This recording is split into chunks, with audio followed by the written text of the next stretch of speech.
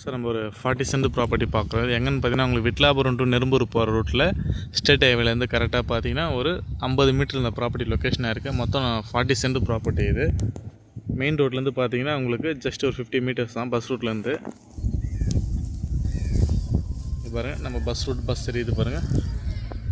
இந்த ரூட்லேருந்து வரும் உங்களுக்கு இந்த ப்ராப்பர்ட்டி பார்த்தீங்கன்னா.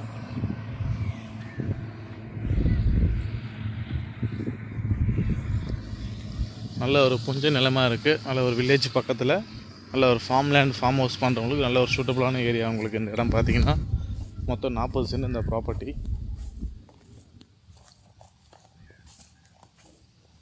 இந்த ப்ராப்பர்ட்டி நம்ம ஃபுல் வியூ பார்க்குறோம்.